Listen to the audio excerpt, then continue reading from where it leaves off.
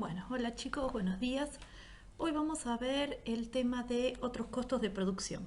Ustedes hasta ahora vienen analizando la unidad 4, que eran los costos de los factores productivos, y dentro de los factores los venimos clasificando por elemento y ya estudiaron todo lo que tiene que ver con materiales y con mano de obra. Ahora vamos a pasar al tercer elemento, que son los otros costos de producción. En principio, acá no existe una definición de este grupo de costos, sino que los definimos o los consideramos como aquellos costos en los que necesita incurrir la empresa que no pertenecen a los conceptos ni de materiales ni de mano de obra que estudiaron hasta ahora. ¿Sí? Es decir, que van a ser todo el resto de elementos que tienen como característica generalmente la heterogeneidad, o que son todos distintos, podríamos decir, y que se consumen durante el proceso productivo. ¿Qué otra característica importante tienen? Es que son de difícil vinculación directa con la unidad de costos o el objeto del proceso productivo. Por lo tanto, deben ser absorbidos o distribuidos a determinados centros de costos para que luego, en función a una base de distribución o prorrateo, se la podamos asignar a la producción del periodo. Lo primero que tenemos que tener en claro es que dentro de los otros costos dijimos que había un montón de elementos heterogéneos, ¿sí? Entonces lo que tenemos que hacer siempre como primer paso es segregar de esos costos heterogéneos, ¿sí?, la parte que corresponde a las áreas de producción, dejando identificadas e imputadas correctamente las partes o las proporciones de estos costos que van a ser o deben ser asignadas a las áreas de comercialización, administración y finanzas. Bien, entonces primer paso, lo que llamábamos clasificación funcional de los costos. Bien, ¿para qué? Para tener claros e identificados cuáles son los que corresponden a los costos de producción. Ahora sí, volviendo a nuestro análisis, primer paso, identificar cuáles son los principales grupos de elementos que pertenecen a otros costos de producción. El primer grupo es el consumo de energías o fluidos no almacenables. ¿Sí? ¿A qué se refiere? Al consumo de luz, fuerza motriz, agua, es decir, cualquier servicio que las empresas toman de las líneas públicas, ¿sí?, y que periódicamente las empresas proveedoras del servicio que hacen lo facturan. Características de los mismos, no son almacenables, no vamos a tener stock ni existencia de los mismos, ¿sí? Su consumo se va a registrar a través del uso de medidores. Estos medidores pueden ser o estar establecidos en la empresa de forma global o sectorizada. Global es cuando tenemos un medidor para toda la empresa. Y sectorizado es cuando podríamos llegar a establecer medidores por cada área o departamento. Obviamente que a los fines de análisis de costos, si pudiéramos tener sectorizados los medidores, sería mucho mejor porque sería más objetiva después la asignación de los costos. ¿Qué costos? ¿Qué tipo de costos generan? Generalmente hay dos tipos de costos, costos fijos y una parte de costo variable. El costo fijo vinculado con la instalación o el uso del servicio. ¿Sí? Sabemos que comúnmente cuando, por ejemplo, tenemos la factura de luz, tenemos un abono fijo mínimo. Y después tenemos abonos o costos variables según el consumo que se va haciendo de la energía eléctrica. Bien, es decir, que estamos en un caso de un costo de qué tipo? Semi-variable. ¿Cómo determinamos su valor? En principio, por la facturación que nos haga la empresa proveedora. ¿Qué problema podemos llegar a encontrar? Que la facturación no siempre coincide con los cierres contables. Supongamos, nosotros vamos a determinar los costos, acumularlos en periodos mensuales y a veces las empresas proveedoras facturan en forma bimestral. Entonces, ¿qué tenemos que hacer si estamos calculando el costo de un periodo y en ese periodo no hay facturación? Realizamos una estimación a partir de la lectura de los medidores que hacemos nosotros mismos dentro de la empresa. Y a partir de ahí que hacemos una provisión por el valor del costo que estimamos para el servicio por el mes que estamos devengando. Segundo grupo, las amortizaciones de los bienes de uso. Amortización o depreciación, saben que lo usamos como sinónimos nosotros, era el reflejo contable del desgaste que sufren los bienes por el transcurso del tiempo y por su uso, ¿sí? Y que en función a que estamos hablando de los bienes de uso, vinculados a un proceso productivo, debe ese valor trasladarse o acumularse en el costo de ¿qué cosa? De los resultados productivos. A los fines de determinar la amortización, vamos a recordar algunos conceptos que ya veníamos viendo desde contabilidad 1, si quieren, y era que para determinarla había una serie de valores que teníamos que recordar primero. Uno, el costo de los bienes o el VIP, ¿se acuerdan? Valor de incorporación al patrimonio. Precio de compra de contado más los gastos de compra. ¿Qué eran los gastos de compra? Todos los gastos necesarios hasta que el bien se encuentra en condiciones de ser utilizados. Es decir, que esto también después, ¿qué incluía? Los gastos de instalación y de puesta en marcha. Ahora, segundo paso, el valor de compra no se depreciaba íntegramente, sino que los bienes solían tener un valor de recupero. ¿Qué era el valor de recupero? Era el valor que los bienes iban a tener una vez transcurrido su periodo o su duración dentro de la empresa. ¿Sí? Generalmente, ¿cómo lo calculábamos? El precio estimado de venta neto de los gastos de venta que pudiéramos tener de ese bien. Y eso era el valor a depreciar. Una vez que tenemos el valor a depreciar, teníamos que ver cómo distribuíamos ese valor a depreciar. ¿Cómo lo hacíamos? A través de una tasa de depreciación. Para determinar la tasa teníamos que ver el método y el método estaba en función a la forma como medíamos la vida útil. ¿Y se acuerdan que la vida útil qué era? La duración que tenía un bien dentro de la empresa. Y esa vida útil se podía medir de distintas formas. ¿Sí? Podía ser lineal, podía ser por el uso o podía ser algún sistema mixto. ¿De qué dependía? Del tipo de desgaste que tenía el bien a medida que lo íbamos usando en la empresa. Acá lo que tienen que tener en cuenta es que en general en muchas empresas se utiliza el método lineal. ¿Por qué? Porque es el que impositivamente está admitido y porque es el más simple. Pero nosotros cuando queremos armar informes de gestión y calcular realmente el costo de los productos, tendríamos que realizar un análisis serio de cada uno de los bienes para ver realmente cuál es la tasa o la base adecuada para calcular y aplicar su amortización. En el caso que utilicemos el método lineal, ¿se acuerdan que se calculaba una cuota que era uniforme por todo el tiempo que teníamos el bien o que usábamos el bien, independientemente de cuánto se lo usaba en cada uno de los periodos? Si la vida útil la calculábamos por uso, ¿sí? Estábamos midiéndola en qué cosa, en unidades de producto o en unidades de servicio. Entonces, en este caso, ese costo, ¿en qué se convertía? En un costo variable. Y también podríamos usar una tasa mixta. ¿Qué es esto? Cuando podemos determinar una parte del valor del bien que se amortice por el método lineal y otra parte por el uso. Por ejemplo, si nosotros tenemos un camión, es probable que la carrocería la podamos o la vayamos a amortizar por método lineal, mientras que el valor del motor lo vamos a amortizar en función a una unidad de uso, por ejemplo, en los kilómetros. ¿Sí? Entonces, de esa forma determinábamos la amortización o este segundo grupo de elementos de los otros costos de producción. Siguiente grupo, la retribución de otros agentes de operación. ¿Sí? ¿Qué son? Los servicios que se reciben. Servicios puntuales o periódicos. Importancia de esto, de poder, ¿qué tenemos que identificar? Que un servicio para que se considere costo tiene que estar consumido o devengado en el periodo que estamos analizando. Tener cuidado con aquellos que son servicios que se pagan por adelantado o que se pagan luego de vencidos con el periodo al cual lo tenemos que imputar.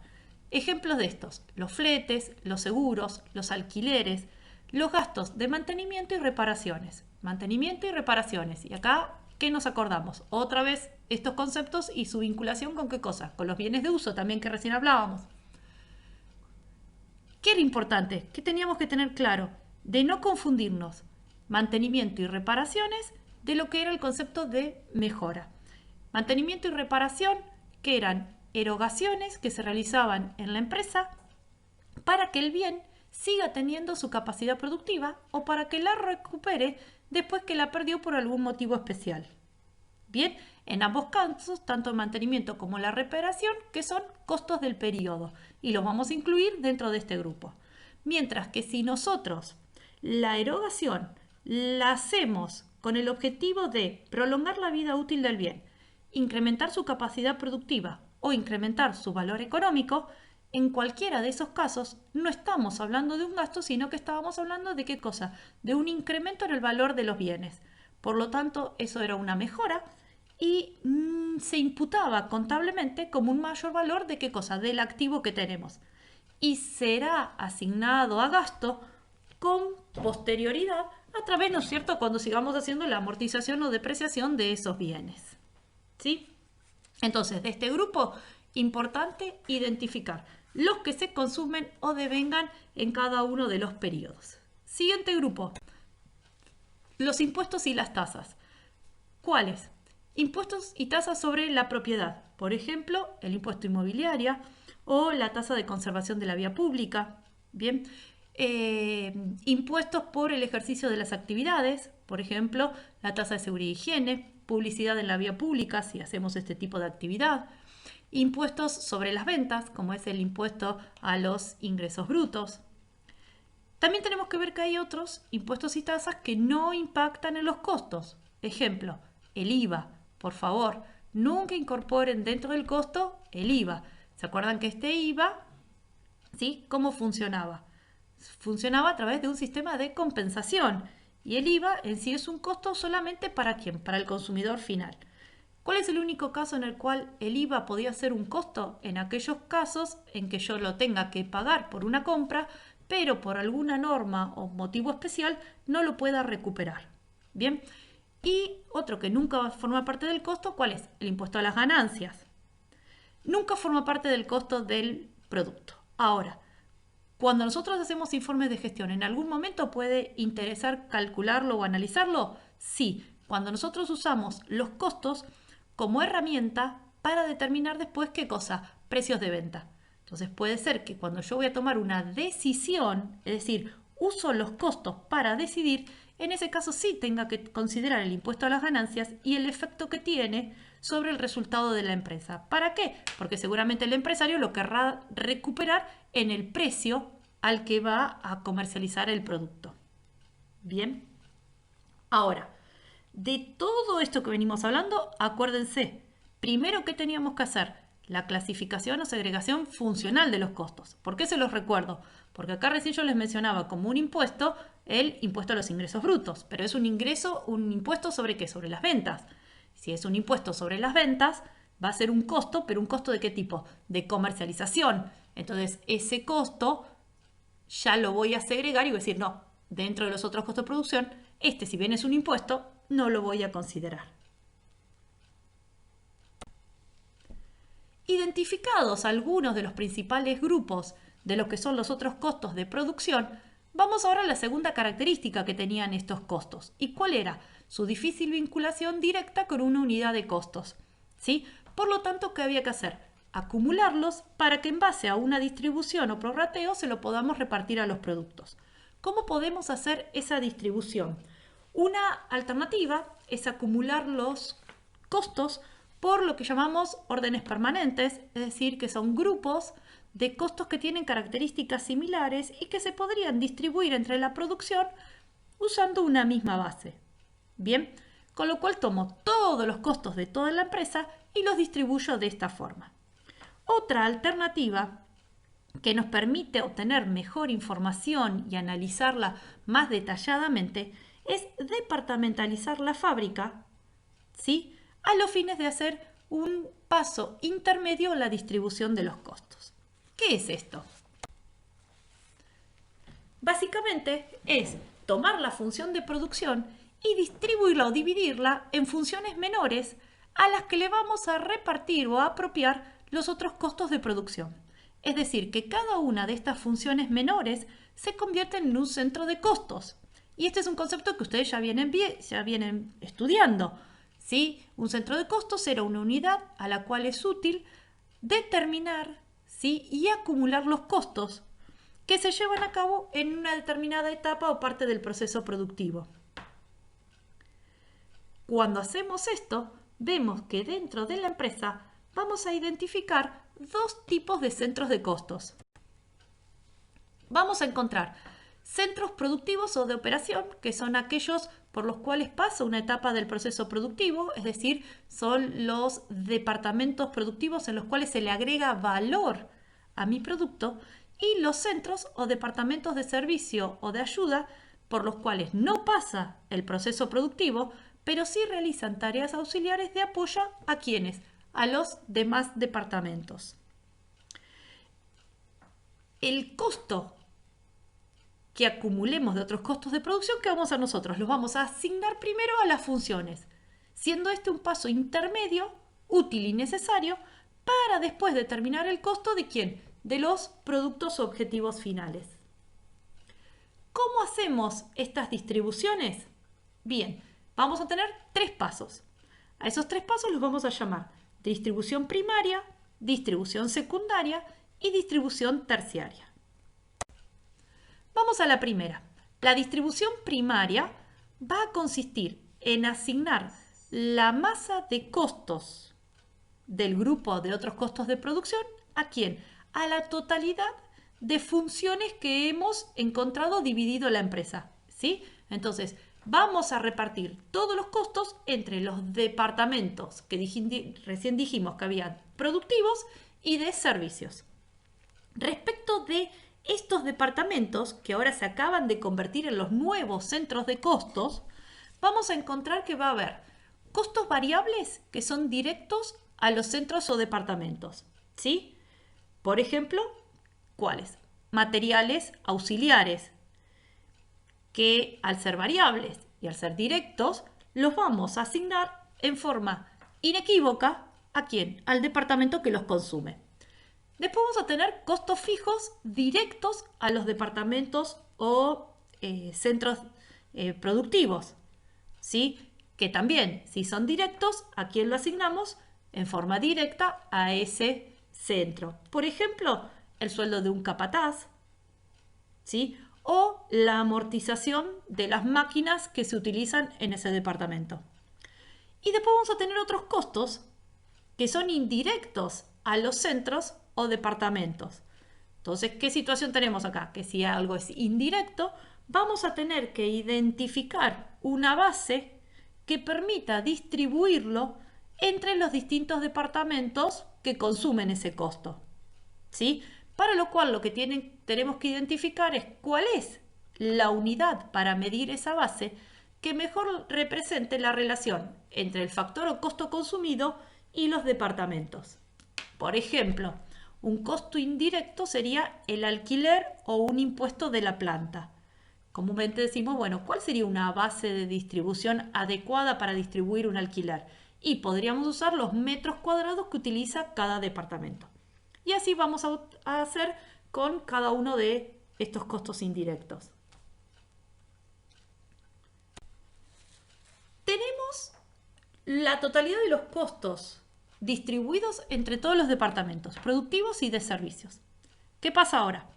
Esos costos tienen que llegar finalmente a mi producto, pero los productos no pasaban por los departamentos de servicios, ¿sí? Entonces, este costo que está acumulado en el departamento de servicio no se lo vamos a poder asignar a los productos. Entonces, ¿a quién se lo vamos a asignar? Y dijimos que los departamentos de servicio prestaban servicios o apoyo a los productivos. Y bueno, entonces tendremos que asignarle el costo de los departamentos de servicios a los departamentos productivos. Esa asignación o distribución se llama secundaria. Bien, entonces la distribución secundaria es volcar los costos de los departamentos de servicio a los productivos. Y ahí vamos a ver que hay tres posibilidades o tres métodos que podemos utilizar. El primer método es el directo. ¿En qué consiste? En atribuir el costo de cada centro de servicio a los productivos exclusivamente.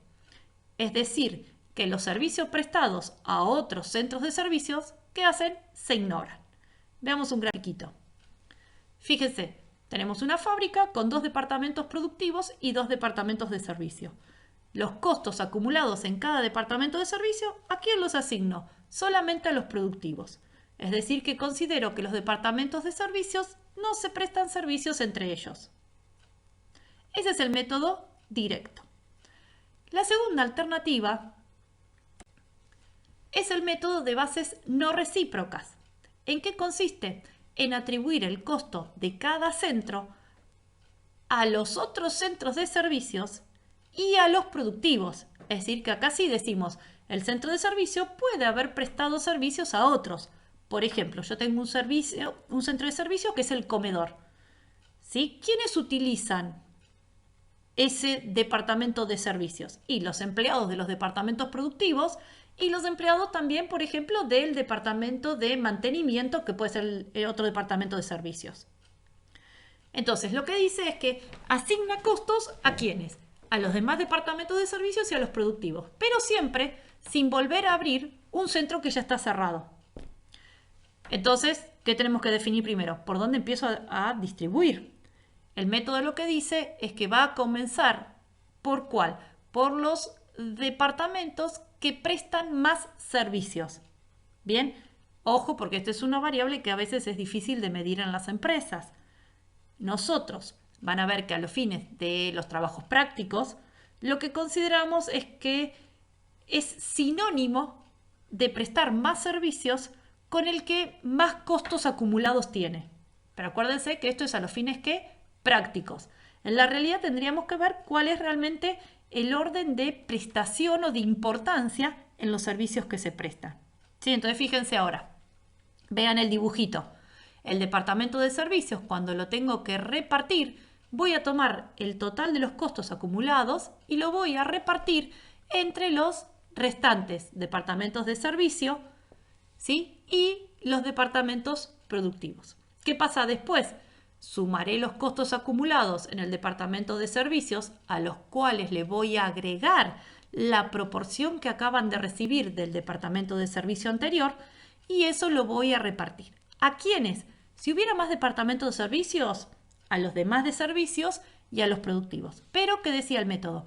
Que no vuelvo a asignarle a un departamento que ya está cerrado. Entonces, fíjense que al departamento de servicio 1, ¿qué hizo? No le vuelve a asignar costos. Bien, este es el método de bases no recíprocas y es el más común que se ve en la práctica.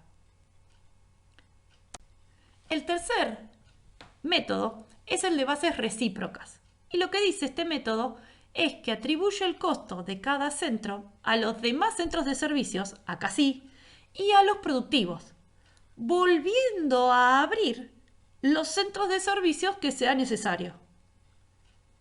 ¿Sí? Entonces, ¿qué va a pasar? Si ustedes van mirando en el dibujito, fíjense que cada vez que voy haciendo una distribución, vuelvo a asignar al departamento que ya había cerrado o había distribuido y hasta al propio departamento.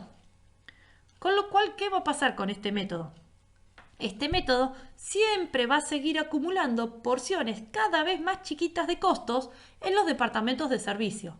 Con lo cual, si yo estoy buscando dejar en cero estos departamentos de servicio, ¿qué va a pasar? Tengo que hacer una gran cantidad de distribuciones para que se conviertan en cero el valor monetario de acumulación de costos en cada uno de los mismos. ¿Bien?